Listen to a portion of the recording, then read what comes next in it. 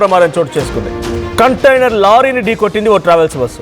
అయితే 10 మంది ప్రయాణికులకి దాంట్లో ఉన్న వారికి గాయాలైనట్టు తెలుస్తోంది. అయితే ప్రమాద సమయంలో బస్సులో 40 మంది ప్రయాణికులు ఉన్నారు. విశాఖ నుంచి హైదరాబాద్ వెళ్తుండగా ఈ ఘటన చోటు చేసుకుంది. అతివేగమే ఈ ప్రమాదానికి కారణం అంటున్నారు ప్రయాణికులు.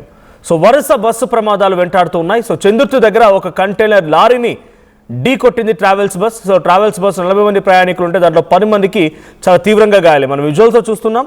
సో పక్కనే ఆ కంటైనర్ పక్కనే ఈ బస్సు ఆనుకొని ఉంది. థ్యాంక్ గాడ్ ఇంకా కంటైనర్ కంప్లీట్గా ఆ బస్సుపై ఒలికిపోలేదు, అలా పడిపోలేదు.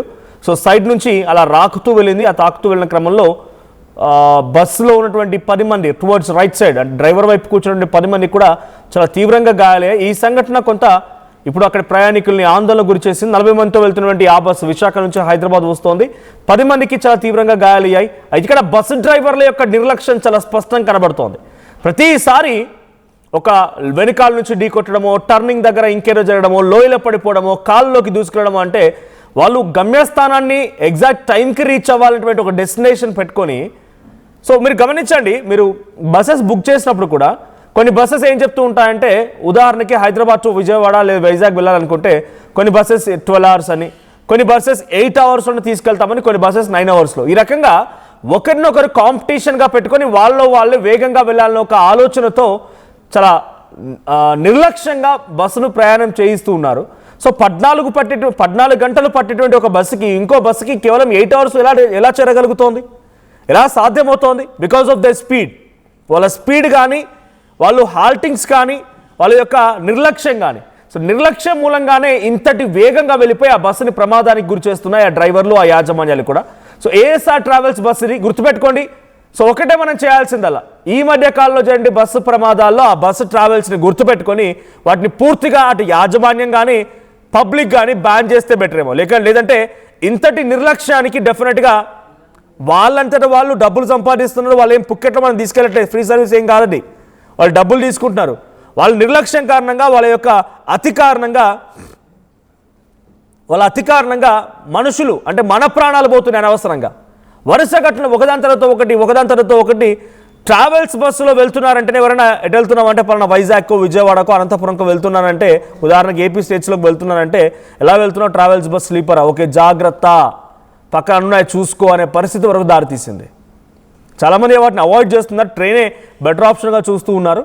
బట్ స్టిల్ ఇలాంటి యాక్సిడెంట్లు జరుగుతూ ఉన్నాయంటే ఆ యాజమాన్యాల పైన వెయిట్ లేకపోవడమే. గతంలో కర్నూలు బస్సు ప్రమాదంలో అగ్ని ప్రమాదం జరిగినప్పుడు కేవలం తూతూ మంత్రంగా 1-2 రోజుల వరకు మాత్రమైతే హైదరాబాద్ ఎలిమినగర్లో మామూలు హడావిడి కాదు. పోలీసులు ఎప్పుడు చూసినా చెకింగ్ చేయడమే. 1-2 రోజుల వరకు ఎక్కడ చూసినా చెకింగ్. అబ్బో, ఇంత చెకింగ్ చేస్తారా? ఇంతలా ఉంటాయి చెకింగ్స్ అంటే? ఇంత అవేర్నెస్ కల్పిస్తారా ప్రయాణికులకు అని చెప్పి ఆశ్చర్యపోయా, ముక్కున వేలేసుకున్నాం అంతా. కానీ మళ్ళీ ఏమైంది? తూతూ మంత్రం అయిపోయింది. ఆ రోజు వరకు గట్టెక్కిచ్చేస్తారు, ఆ తర్వాత మళ్ళీ కంప్లీట్ కొలాప్స్. సో ఆర్టీఓ అధికారుల నిర్లక్ష్యం, యాజమాన్యాల నిర్లక్ష్యం, డ్రైవర్ అత్యుత్సాహం, ఇవన్నీ కలిపి ఈ ప్రమాదాలకు కారణమవుతున్నాయి. సో ఒకటే, మీరు వరుస బస్సు ప్రమాదాలకు గురవుతున్నటువంటి ఈ బస్ ట్రావెల్స్ని గుర్తుపెట్టుకోండి. నెక్స్ట్ టైం మీరు ఎప్పుడైనా బుక్ చేసుకున్నప్పుడు వీటిని అవాయిడ్ చేయండి. అప్పుడైతేనే బహుశా ఆ ట్రావెల్స్ యాజమాన్యాలకు కొంతైనా బుద్ధి వస్తుందేమో. వాళ్ళు కావాలని చేశారో మనం చెప్పలేం, కానీ నిర్లక్ష్యం కనబడుతోంది కదా. ఓ డ్రైవర్ డైరెక్ట్గా తీసుకెళ్ళి ఆ బస్సుని ఆ ఎదురుగా ఉన్న కంటైనర్ ఢీకొట్టాడు కావాలని చెప్పి మనం చెప్పలేం. కానీ నిర్లక్ష్యం, వేగంగా వెళ్ళాలని ఒక ఆలోచన, స్పేర్లో ఇంకో డ్రైవర్ లేకపోవడం, రాత్రి నిద్రమత్తుడు, నీ నిద్రమత్తు 40 మంది ప్రాణాలు తీయాలా? రైట్. ప్రజెంట్ ఈ ఘటన పిఠాపురం చందుర్తి దగ్గర జరిగింది. విశాఖ నుంచి హైదరాబాద్ వెళ్తున్నటువంటి బస్సులో ఈ ప్రమాదం గురైంది. ఒకసారి మా ప్రతినిధి ప్రకాష్ దగ్గరికి వెళ్దాం. ప్రకాష్, సో ఏం జరిగింది? బస్సు ప్రమాదంలో ఎంతమందికి గాయాలయ్యాయి? ఆ బస్సు యాజమాన్యం కానీ అక్కడ ప్రయాణికులు కానీ ఏం చెప్తున్నారు? మనోజ్, ఏపీ వ్యాప్తంగా కూడా ప్రైవేట్ బస్సుల యొక్క బస్సు ప్రమాదాలు అయితే ఎక్కడో చోటైతే జరుగుతున్నటువంటి పరిస్థితి. ఈ యొక్క ప్రైవేట్ ట్రావెల్ బస్సులు కాస్త మృత్యు శకటాలుగా మారుతున్నటువంటి ఘటనలు అయితే రోజు కూడా ఈ పెరుగుతున్నటువంటి పరిస్థితి ఉంది. అటువంటి ఘటనే ఇప్పుడు ప్రైవేట్ ట్రావెల్ బస్సులు నిన్న వరకు కూడా మంటలు ఎగసిపడి జరిగినటువంటి ఘటనలు ఎన్నో చూసాం. కానీ ఆ ఘటనలు ఇంకా మరవక ముందే ఇప్పుడు కాకినాడ జిల్లాలో ఉన్నటువంటి పిఠాపురం నియోజకవర్గంలో ఈ యొక్క జాతీయ రహదారి 16పై అయితే ఈ ఘటన అయితే ప్రస్తుతం అయితే చోటు చేసుకుంది. ఒక ప్రైవేట్ ట్రావెల్ బస్సు, అలాగే అది ఒరిస్సా నుంచి హైదరాబాద్ వస్తున్నట్టుగా తెలిసివస్తుందా, ఒరిస్సా అలాగే వైజాగ్ అలాగే రాజమండ్రి మీదుగా హైదరాబాద్ అయితే వెళ్తుంది. ఈ నేపథ్యంలో సరిగ్గా ఈ జాతీయ రహదారి వన్నిపూడి జంక్షన్ వద్దకు వచ్చేసరికి అయితే ఈ ప్రమాదం అయితే సంభవించింది. అక్కడ ఏదైతే అక్కడ ఉన్నటువంటి వాహనాలు అంటే అక్కడ జాతీయ రహదారికి మెయిన్నెస్ ను ఉపయోగించేటువంటి వాహనాలు అయితే ఆ వాహనం వద్ద ఒక ట్రక్ ఏదైతే ఒక లారీ అయితే ఆగే ప్రయత్నం అయితే చేయింది. వెంటనే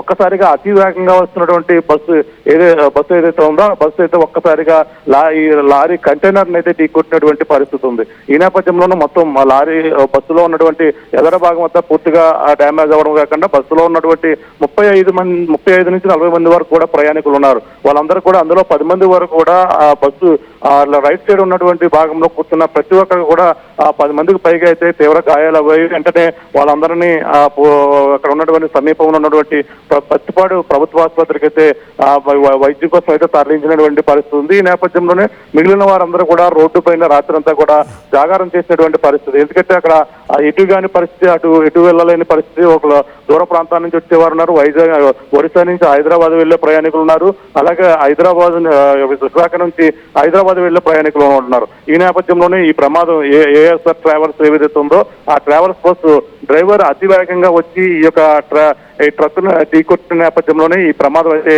సంభవించినటువంటి పరిస్థితి కనపడుతుంది. మనోజ్, ఇప్పుడైతే ప్రస్తుతం రాత్రి పోలీసులు అయితే అక్కడికి చేరుకున్నారు. వాళ్ళకైతే సహాయక చర్యలు అయితే చేపట్టినప్పటికీ ఇప్పుడు బస్సులో ఉన్నటువంటి వారు మొత్తం 35 మంది 40 మంది వరకు ఉన్న వాళ్ళందరిలో కూడా అందరికీ కూడా తీవ్ర గాయాలైనప్పటికీ కొంతమందికి స్వల్ప గాయాలయ్యాయి. అందులో ఎదుట రైట్ సైడ్ కూర్చున్న ప్రతి ఒక్కరు ప్రయాణికుడు కూడా తీవ్ర గాయాలు అవడంతో కాకినాడ ప్రభుత్వ ఆసుపత్రికి అయితే మరో కొందరిని తరలించుడుగా కూడా తెలుస్తొస్తుంది. ప్రస్తుతం అయితే ఇప్పుడు సహాయక చర్యలు అయితే వాళ్ళకి అందుతున్నాయి. రాత్రి 11:30 ప్రాంతంలో జరిగిన ప్రమాదంలోనే ఇప్పుడు ప్రస్తుతం రాత్రి నుంచి కూడా వాళ్ళకి కొంతమందిని రోడ్డు మీదే ప్రయాణికులు అయితే నిలిచిపోయినటువంటి పరిస్థితి అయితే కనపడుతుంది. మనోజ్, చూడాలి ఇప్పుడు ఈ ప్రమాదాలు తరచూ జరుగుతున్నా ఒక పక్కన డ్రైవర్లని నిరంతరం చెకింగ్ చేస్తున్నా, ఒక పక్కన ట్రావెల్స్ అధికారులు ఇన్ జనరల్ గా హైవేలపై వెళ్ళేప్పుడు స్పీడ్ గన్లతో కొంత స్పీడ్ లిమిట్ 80-90 దాటగానే స్పీడ్ ఫైన్ పడిపోతూ ఉంటుంది.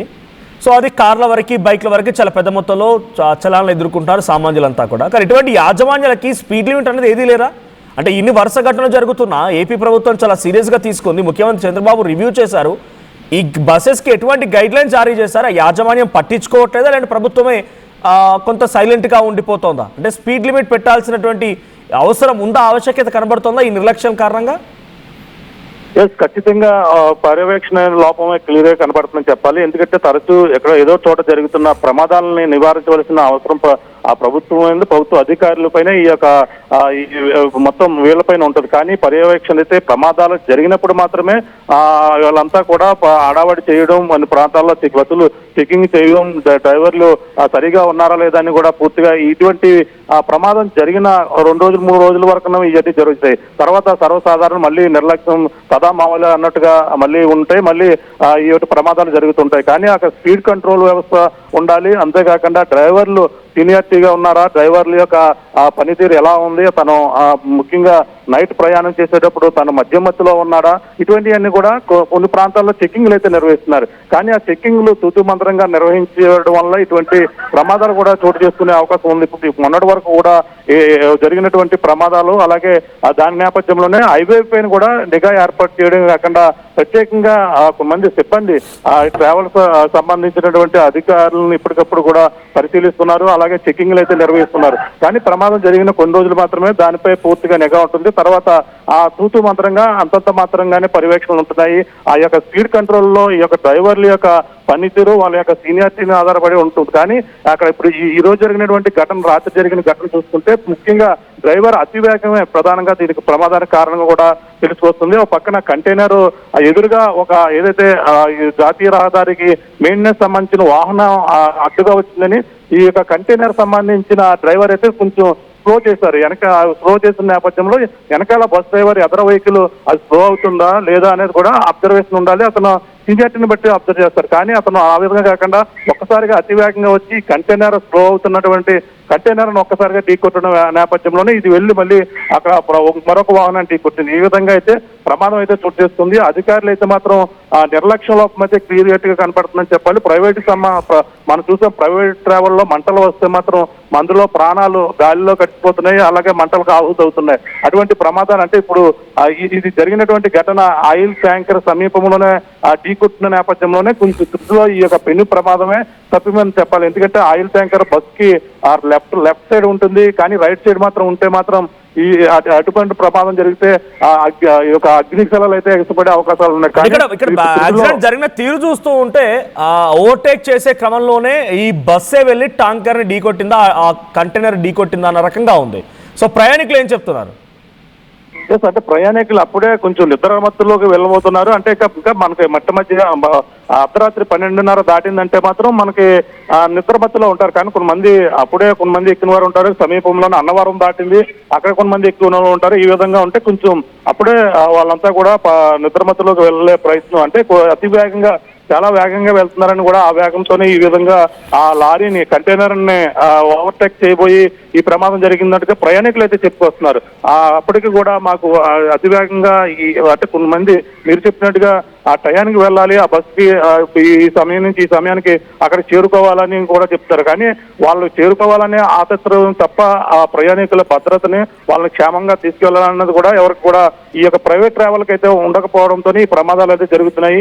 ఈ సమయం నుంచి ఇక్కడికి రావాలి, ఈ సమయం నుంచి పలానా వాళ్ళు వెయిట్ చేస్తున్నారు, పలానా వాళ్ళు అక్కడ ప్రయాణికులు ఫోన్ చేస్తున్నారు.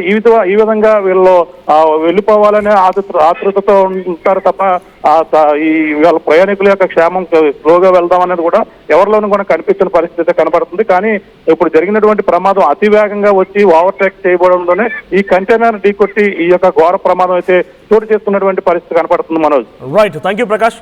సో పిఠాపురంలోని చెందుతు దగ్గర ఒక లారీ అంటే కంటైనర్ ఢీకొట్టింది ఆర్టీసీ ట్రావెల్స్ బస్సు.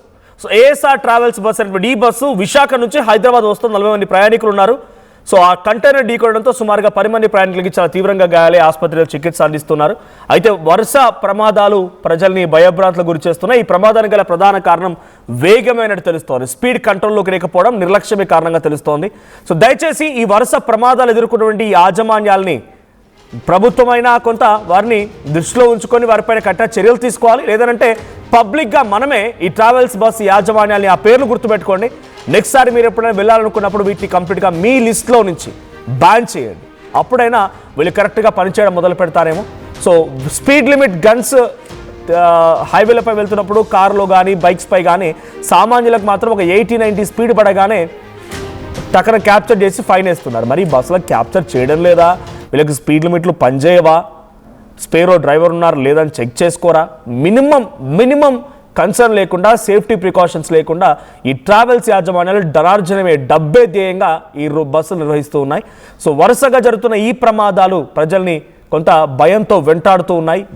బస్సు ప్రయాణం అంటేనే బామ్మో బాబోయ్ చాలా భయంగా ఉంది అనే రకంగా మారిపోతున్న పరిస్థితి. సో ఈ వరుస బస్సు ప్రమాదాలపైన మీ రియాక్షన్ ఏంటి? అట్ ది సేమ్ టైం మీరు ఎప్పుడైనా ఈ రకంగా వెళ్తున్నప్పుడు హింట్ చేయడం కానీ, లేకపోతే ఆ బస్సెస్ని కొంత వార్నింగ్ ఇవ్వడం కానీ బికాస్ ఆఫ్ దర్ స్పీడ్ కానీ, వాళ్ళ యొక్క యాక్షన్ మూలం కానీ, సో మీ ఎక్స్పీరియన్స్ ఏంటో కామెంట్ చేయండి. అట్ ది సేమ్ టైం గుర్తుపెట్టుకోండి, ఇది ఏఎస్ఆర్ ట్రావెల్స్ బస్, గతంలో వి కావేరీ ట్రావెల్స్ బస్.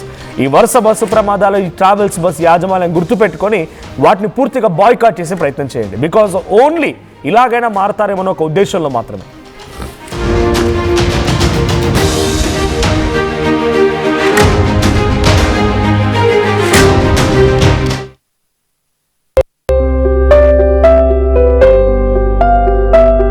చిన్న చిన్న ఆనందాలు 35 ఏళ్లుగా నా జీవితంలో లేవు. 35 ఏళ్లుగా నేను డైపర్లలో బ్రతికాను. 6 సెంటీమీటర్ల ఫిస్టులా నా మూత్రాశయంలో లీకు కారణమైంది. ఎవరూ నాకు సహాయం చేయలేకపోయారు.